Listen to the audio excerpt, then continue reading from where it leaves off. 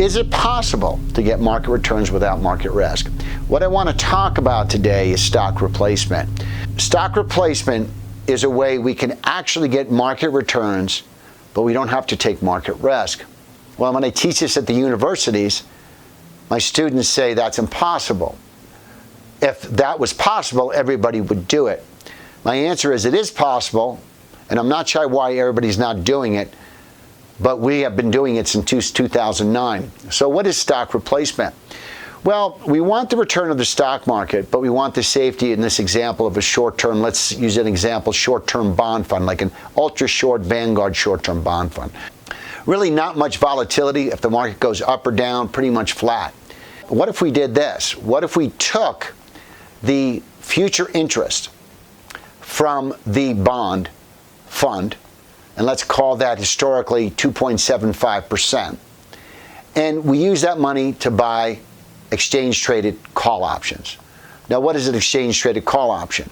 Exchange-traded call option is just a regulated instrument that has defined cost, and that's where all your risk is, in the cost of the option. There's no other risk. There's not default risk. It's OCC traded, where the risk is the cost you pay. The most you can lose if you buy a call option is what you put into the call option. So if I have a short-term bond fund and I take the present value of all the future cash flows and I invest that present value into call options, then essentially what I can do is I can get the upside of the stock market with the safety of that short-term bond fund. This is essentially what we call stock replacement. I'm going to use the interest from the bond to pay for the calls. Now what do I have? I have a hockey stick. I have upside in the market, and I have completely no downside. Now where's all the risk? Students ask me, where's the risk? All the risk is in the bond fund. There's no risk in the call. People say, oh, using options. There's a risk in the option. Remember, the only risk in the option is what you pay. Where all the risk is in the bond fund. If the Vanguard short-term bond fund or GSY, whatever short-term bond fund. Why short-term? Well, number one, you can't really put something in that has a lot of volatility. Most of these things are invested in very short-term commercial paper rolling over every 90 days. So if I can get the market return without the downside, then I'm in a really good situation. And that's what stock replacement can do. The student says to me, okay, great, I'm buying calls with that 2.75% interest in this example. How much of the market can I capture by buying only calls? If I was to build one today, a stock replacement strategy today, it would be about 50% of the market. So I'd get 50% of the market upside with absolutely no downside risk. What are you giving up? Well, the average student would say I'm giving up 50% of the total value of the portfolio. Because if the S&P is up 10, you're up 5. The S&P is up 20, you're up 10. Yeah, but if the market's down 20, you're flat. That's not terrible. Well, here's what's interesting. You're actually not giving up 50% because remember, the most common mix in financial planning today is 60-40, that balance. People don't put all their money in the market, it's too much risk. So the average 60-40 stock bond mix historically has returned about 44%. But it's also, on the downside, over a market cycle, has lost about 50%. So when you say to me you're only capturing 50% of the upside, you're still doing 6% better than the average investor in the stock market. And you're doing it with absolutely no downside risk. Well, my client wants to capture more than 50% of the upside. He's aggressive.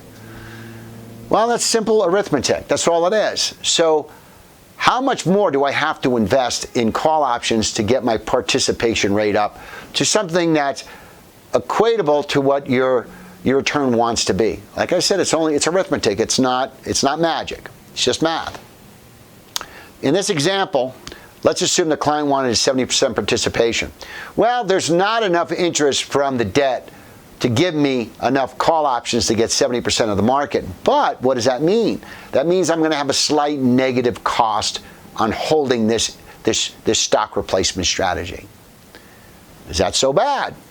If my maximum cost of holding a stock replacement is 1.5 or 2% over that year, what type of allocation would I need to capture 70% of the upside? Well, historically speaking, over a market cycle, you'd have to be in an 80% stock, 20% bond. That'll give you about 68, 69% of the upside. But here's the rub. An 80% stock and a 20% bond over a market cycle captures about 73% of the downside. Not acceptable. Not acceptable. So the bottom line is, the market's down 50, you're down 40. I mean, that's not acceptable. So what's nice about what I'm saying here is, with the stock replacement strategy, we can deliver to you, to your client, 70% of the upside with absolutely no downside other than the short-term bond fund, so you're capturing 70% of the upside, but you're capturing zero of the downside. I always get the question from students, why doesn't everybody do this? I don't think they understand the math, they don't understand the arithmetic. Derivatives, people think derivatives are very risky. So the bottom line is, why would anybody invest in the stock market with all the risk?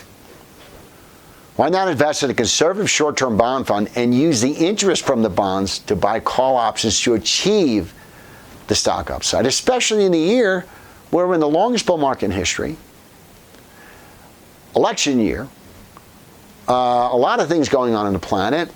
We're due for a correction. So I still want to stay invested, but I don't want the risk. This is a perfect piece for your portfolio. Thank you for listening.